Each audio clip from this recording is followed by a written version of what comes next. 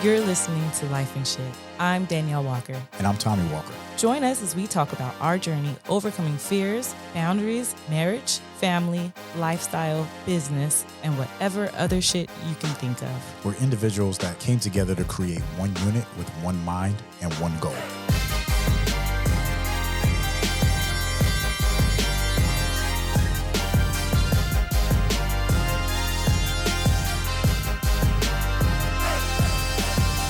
Hey, baby. What's up, girl? How are you? Outstanding. How was your day? It was dope. It was real dope. Yeah. Yeah. And I got a question for you because that's how dope the day was. You got a question? Yeah. Go. What's your preferred method of communication? Would you rather me text you, hit you with a phone call, or write you a letter? I don't care as long as you reach out. Hell. Long as I'm talking to you. As long as I don't got to go all day without you talking to me now. Long as I don't leave you in the I wind. start to respect the silence sometimes, right? I appreciate a phone call. Nice pick up the phone. That's the only thing is my phone sucks, so sometimes I don't get calls. Hopefully we fix that problem. Hopefully. So that's why today was a great day because I ain't talked to you all day today. That's why today was a great day. It was fucking beautiful today. Like you left this morning, you had a smile on your face, you looked like you was about to go work out. You was like, I got all this shit to do. And I was like, all right, cool.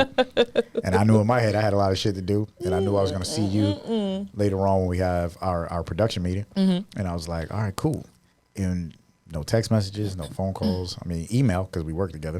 And then when I seen you, I was like, there she goes. You didn't have any desire to talk to me. I had zero all day. Zero desire. You guys heard it first too. Because I knew I was no going to desire to to talk to me at all day long. Did not want to communicate. And his day was actually better, he said, because he did not communicate with me all day. Now, I'm going to tell you why. That's interesting. I'm going to tell you why. It's not my story, but that's very interesting. Thank you for sharing. Because we've been together for 18 years. And after 18 years, right, there's not too many people that work as close as we do. Like one of our employees said, y'all even share your office? I'm like, yes, we share everything. She's like, you share everything, girl. So today's episode is about couples communication, preferred communication, because you get asked the question all the time. Yeah. What's the question? We both get asked the question, what's the secret to us being together this long? We say communication. But just to piggyback back on what you're talking about, I know I made fun of you not wanting to talk to me all day or whatever, but I'm going to tell you guys, I'm going to tell you ladies, it feels very good not to have to talk to someone all day, every day, or communicate. And, because sometimes it's just like just leave me alone. Like, I just want peace, I just want to be. So I know I poked fun at and gave you but it does not make my day better not talking to you. I wouldn't go that far, but it was okay, Yeah, 1000%. Yeah. And then, so what is one question that people ask us all the time is what's our secret? And I always say communication. And communication is one of those very broad and general terms, right? Because if you say that to people, they just look at you like, all right, now what does that mean? And it's like, well, the way we communicate, and we've disclosed this. There's different methods of how we communicate, and I'm gonna give a few examples. But one of the ones that I like the most, the way you communicate to me, is inspiring words and notes. So Daneyel will like out of nowhere just say, "I'm proud of you."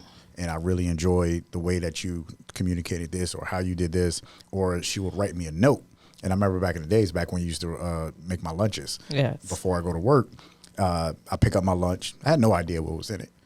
I just grabbed my lunch bag, and then I'm about to eat lunch, and there was a note. And I'm like, like it was a very warm and good feeling whenever I read that note. That's dope. And I still have a lot of those notes. Like, that's true. Like it's on my vision board, right? Yep. That's how impactful that communication was. Now, did I know that was a form of communication that I desired or like? No, you just did it, and it won me over. And I was like, well, damn, like this is pretty dope. I'm gonna keep it forever. Yeah, and I'm not the guy that keeps things forever.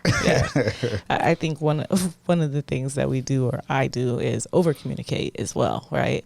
And I think you're right. To your point, when people say, "Oh, you guys communicate well," or like that, okay, that's good. No, I didn't say well. Right, I said communicate, right? So just because we communicate doesn't mean it's always well, we do communicate well more times than not, and that is a big point. But there's a lot of times, like I said, there's over communication, and you're just like, I don't even need to know all that, babe, or I'm just like, I just want to tell you my feelings, or I just want to tell you how you're like, I don't need to know all that, and then there's the times where there's a nonverbal communication, right, where you could just look at me and know automatically you're like, we're going home. I'm like, what are you talking about? And you're just like, I already know we ain't doing this.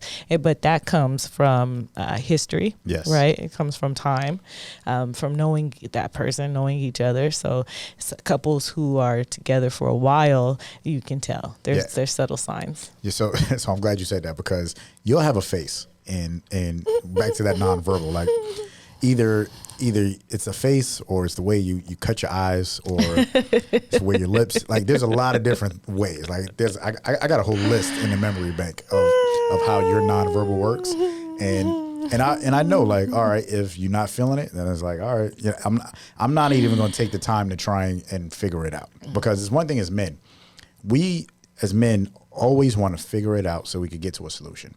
And in communication, when Daneyel talks about communicating, or communicating well, that doesn't mean getting to the solution. It's about just talking about it. And that's one of the things that we've learned is, because I was always trying to find out the solution. Like, what's wrong with you? What's going on? Like, and you say nothing, and I'm like, no, bullshit. Look at what you're doing, because I want to fix it. Yeah. And as men, we're fixers. Like, at the end of the day, we just want to fix it, because we think if we fix it, you'll get over it, and then we can move forward. And it's not that easy, and it's not that simple. Right.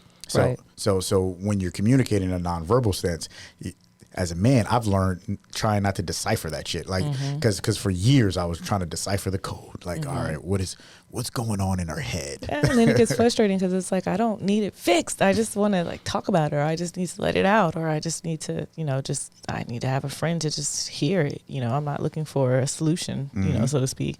And then we need to be able to communicate when we need space, like we just did, right? Because I know I have and it's a book that I'm reading right now, like a very attached type of a personality, where I'm just like, oh, like I don't mind us being together all the time and dressing alike and doing all the things, and then it's like, when you may not mind at first, but then it's like, okay, now, It's like, I did it once. Don't ask me again. And I'm like, no, this is our thing now. You're like, no, it doesn't have to be our thing.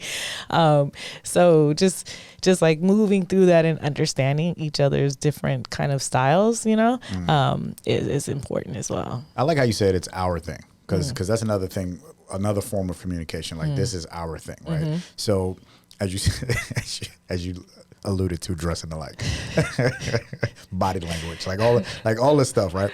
So sometimes when the other person in a relationship might think it's our thing, whereas like, no, I compromised for a moment, and it was that moment, but you didn't double back on that communication and say, hey, is this our new thing? Or no, I just did that one time because that's what you wanted to do, so I obliged. So when we're communicating with our significant others, obliging is it's a totally different ball game as well, right? And sometimes we have to be upfront, like, hey, I'm doing this for you because you asked of me. Yes, right. Yes, it's not because it's something that I want to do. Exactly. This is not my new thing. Okay, or I can do it for you, but not all the time. And it's all compromise, right? I mean, that's relationships too. And it's like when you know upfront that, hey, I'm compromising here because I know somewhere down the line you're going to compromise a little bit for me here, and that's kind of a long relationship type thing as well, because you understand that. 1,000%. So I hit Daneyel all the time because as Daneyel says, she over. As a man, I say over talk, but she say over communicate because she'll ask me like 21 questions, right? You said you hit me. You don't hit me. No. What did you say? You hit me? Did I say that? I don't know. Yeah. He doesn't hit me, ladies and gentlemen. No. She'll ask me 21 questions, right?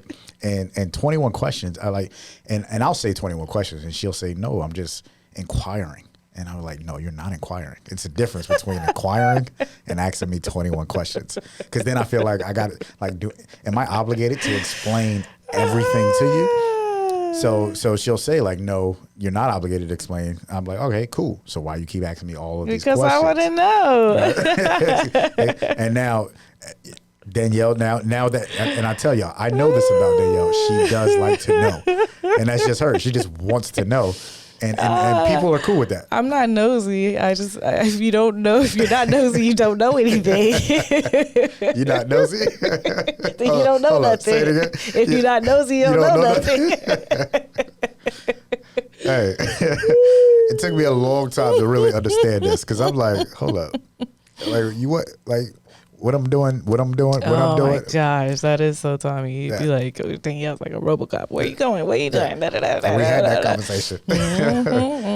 So one thing I had to learn is I had to learn how to seek to understand, and not just figure just blow up, right? It's seeking to understand, and it's one thing is going back to the ego of a man. We always want to be understood, and we want to fix things. So it's whenever a man is talking, it always comes across as, you don't understand me. And it's like, obviously not, because you didn't seek to understand first. And that was one thing that I had to learn over time, is how to seek understand before I could even be understood.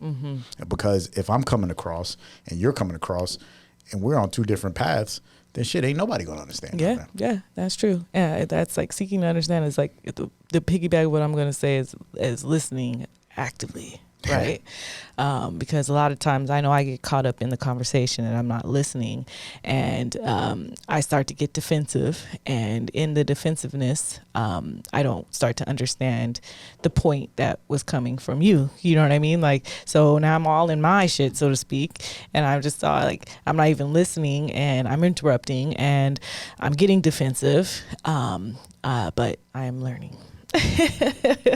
And in that sense, I learned that it's not about me. It's like I'm not listening, but it's the conversation is not. It doesn't have anything to do with me. It's about you, or from where you're coming from, or So at what point, what sparked that for you to start kind of taking in that self observations and that self awareness to saying, all right, maybe I need to listen more, or maybe I need to do this. Like, what was it for you? Because I know what it was for me, but what was it for you? You saying you don't listen to me? Let's just be honest. Pretty much. And me and being like, what? And like I said, me taking it all personally and just thinking it was just kind of like about me. And it's like, oh wait, you have feelings too? You care, or like what you're saying is valid. You know.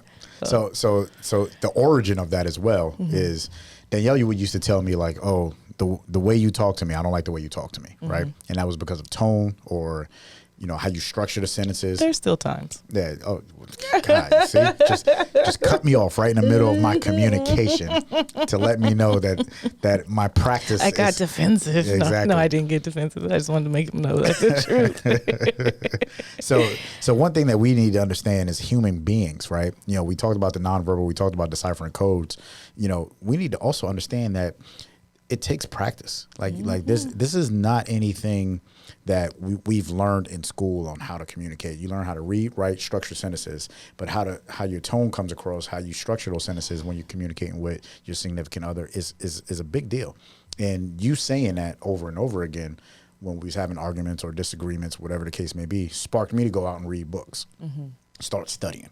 And because of those books and me studying is how I came back and said, all right, I can communicate much better.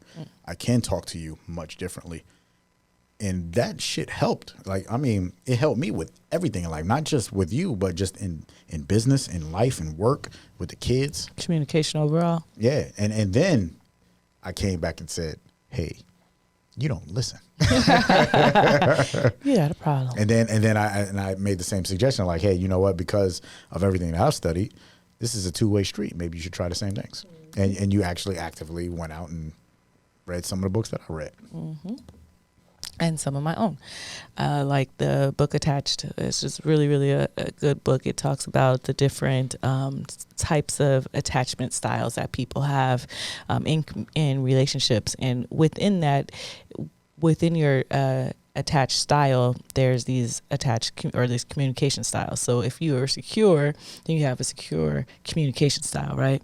And the people who are secure, their styles, they're open and they're honest with their partners. They're comfortable expressing their feelings and their needs. They're good at listening to their partners. They appreciate their partner's perspective. They're secure and they're empathetic, and they can pick up on their partner's emotions, right? People who are anxious, or people they have that anxious style, they often communicate in ways that seek reassurance and validations from their partners. They're overly concerned with their partner's thoughts and their feelings. They may struggle to express their own needs clearly. They are prone to overthinking and reading way too much into their partner's words and actions. You know who I am, huh? You know which one I am, don't you? Avoidant communication are people who have an avoidant communication style tend to communicate in a way that protects their independence and their autonomy. They may avoid expressing their emotions, and they may be more focused on practical aspects of the relationship. Avoidant attachment individuals may be reluctant to engage in conflict and may prefer to withdraw or avoid difficult conversations. Like you said, though, depending on your style, it doesn't mean it's permanent. You know, you can change if you have this avoidant, or if you have this like anxious or like obnoxious communication style, to a secure communication style. And secure communication style is when you're able to communicate with someone without holding any kind of a argument, and, you know, respecting that person's feelings and where they're coming from. 1,000%. And one thing about communicating, like people, I'm honest, or this is the way I am, this is how I communicate. It's like, if you're offending people, that's not a positive form of communication. It doesn't mean that it's right. Exactly. So, you know, in having a healthy communication process, or even, you know, being honest with each other, it's not about, or you're ugly in that, or that looks terrible on you. Again, it's how you structure your tone, your delivery. All of those things are how you properly communicate. So communication is a skill set. Like, even though we know how to talk and walk, you know, our body language is how we communicate. It's still a skill that we need to develop. And what would you say to that? Oh, one thing is I've learned in reading as well is that when people are in your inner circle, you tend to treat them different and communicate differently to them than you do to people that are outside of your inner circle, right? Which is one thing that I say about us pretty consistently. Do you feel that you talk differently to perhaps like me, who you see every day and all the time, right, than to someone that you see? It's the communication. You think that couple to couple communication is different. You would have a tendency to talk different to me than someone else. So 1,000%. So Daneyel points out all the time, like, damn, the way you just communicated such and such was way different than how you would communicate to me. And we've had this conversation multiple times. So my thing is, and I've told her this before, patience is one thing. And in communication, patience is the biggest thing. So because we've communicated on maybe one topic multiple times, 1,000 times, because we've been married a long time. Yeah, exactly. Patience, you know, as you communicate, patience kind of get shaved off. In your experience. Yeah. That's in like, your experience, it's right? like, oh shit, like, all right, I done shaved the patience down to it's like when if you wash up with a bar of soap. And that bar of soap gets down to the little itty bitty crumbs, real thin, and you can't wash up no more. All right, ladies and gentlemen, so you heard it first here too. So not only is his days better when he doesn't talk to me, but his patience for me is like a bar of soap that's been washed down to nothing. It's like that piece where you just throw it away. You know, I guess over the years, it's probably been a little piece that's kind of worn down, and he just kind of stacks it up, and then maybe I'll have patience again when all those little, those little thin pieces of soap stack back up again. Okay, I get it. I like how you make fun of my analogies. but to the point of where you asked me, yes, your communication is much different for people that you don't know, somebody that's outside of your circle, even to your family members. You know, the way you communicate to your family members, unfortunately, is typically shorter than what you communicate to anybody else, especially if it's a close family member. If it's a family member that you don't see that often, you'll treat them like anybody else in the street. But if it's someone close, your sisters, your brothers, you know what I mean, your uncle, whoever raised you, you tend to have a shorter fuse for whatever reason because of that relationship over time. Who tends to have a shorter fuse? People. Oh, people. Yeah, people. When they're talking communicating, just think about how you communicate with the closest. And we've talked about this before. Mm-hmm. When you communicate with the people that's closest to you, Mm-hmm. especially relationships, Mm-hmm. we always tend to go off easily on the person that we're in a relationship, a romantic relationship with, much faster than our friends. And our friends could do the same exact thing to us, but we'll have maybe a little bit more patience with that person than we have with someone that we're in romance with. Okay. I think that's perhaps maybe your experience, because I don't know if I would go off as quickly. There's certain things, yes, but there's certain things that it's just like, no. Other people have they reserve the right to get told off faster than, and the people people in my inner circle, I like to treat like royalty, you know, because they're close to me, and I would prefer to treat them like royalty than to treat them or to treat someone else that's like a stranger on the street, like like they're royalty. You know what I mean? 1,000%. These are people that are close to me and that do the most for me. You know what I mean? But they do get you on your bad days, right? They because they're around you the most, they do get the opportunity to see you at your worst, right? So other people on the street, they don't get to see you at your worst as much, but these people actually have your back at your worst. You know, these other people, the reason they don't wear on your nerves is because they ain't around to do, you know what I mean? And they're not there to help you. They're not there to be with you. They're not there for you through the hard times. And they don't get to see the ugly parts of you. You know what I mean? Ever. So the people who are closest to you, they don't deserve that, but I understand. And you outlined all the things that people closest to you do from a helpful standpoint. And those people that's closest to you also piss you off a lot, or they may ask you for things all the time, or they may do. Yeah, it's a two-way street. They're there. Right? It's always a two-way street. So that's you gave the opposite of what I was talking about, and that's the yin and yang of life and shit. Yes. And then it comes to the misunderstandings. Right. So as in communicating, there's always a misunderstanding. Like if you're reading a text message. So for me, I don't like communicating via text a lot. Like if I one thing for me, if I want to send you a text, I like send you a text and send you something crazy. Like, yo, I love you. I was thinking about something crazy. Like I'll send you some crazy shit. Right. That's what I'm thinking about. Can't wait till tonight.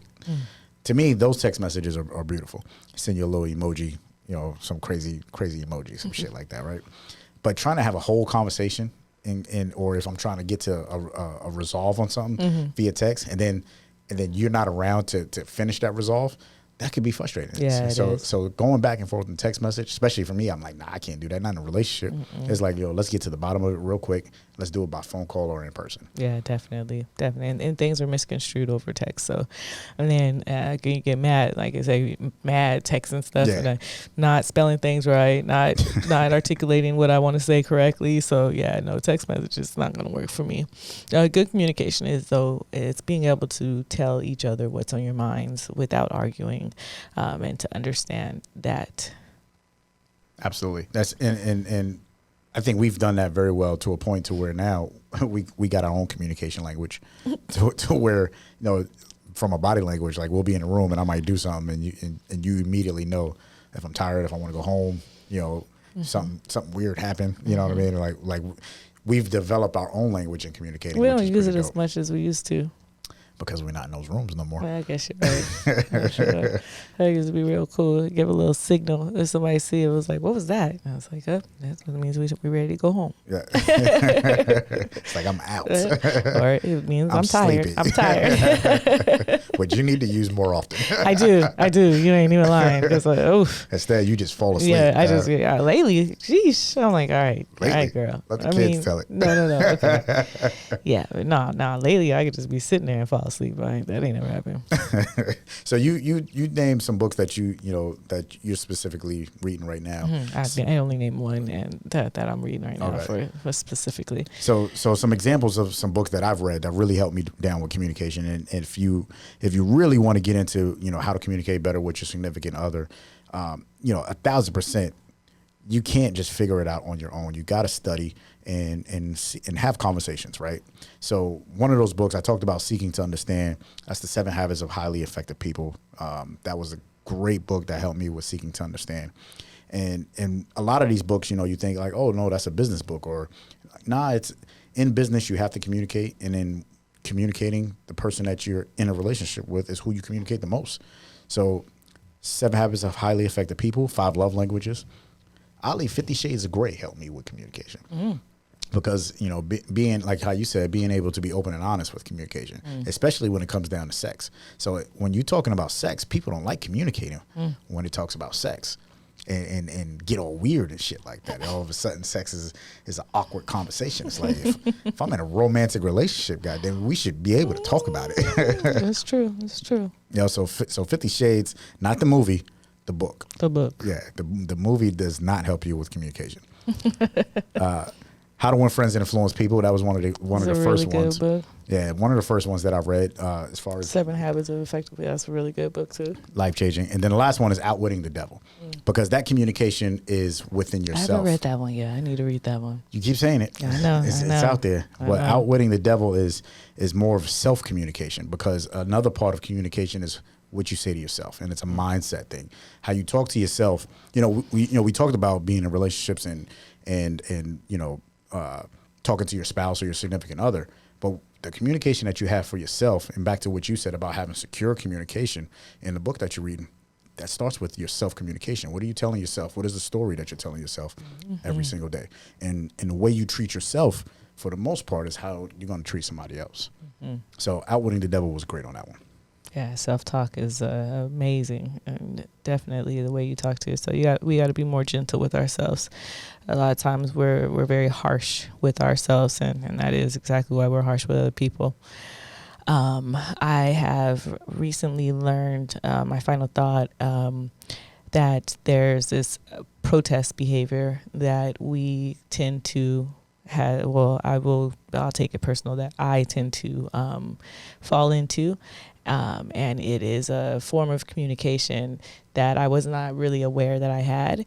And it's like an acting out where I'll, like say if I haven't talked to you, or, then I'll call you, or I'll be like, what's going on? Or, then if say you call me and you haven't called me all day, and then you call me and I don't get to the phone, then I won't call you. You know what I mean? Like, I'm not gonna call you then, because you ain't called me all day. Now I'm not gonna call you. It's called a protest. It's called protest behavior, and it comes from like a child, right? So when a child has their parent comes in and their parent takes something, or their parent leaves and they're playing with the toy or something, they love it, and then the parent leaves, they throw the toy, they don't even care about the toy anymore, right? And then when the parent comes back, they want the toy again, and they're happy and content. So in what I've been studying and learning now is the way to get from that behavior to secure behavior. But it's a trip to me that there's this protest behavior, excuse me, that I was never aware of. So I just wanted to educate and show everyone that, and because I've seen it and I've actually done it tons of times, but I have seen people have this protest behavior and been like, oh my God, it's kind of like having a grown person tantrum.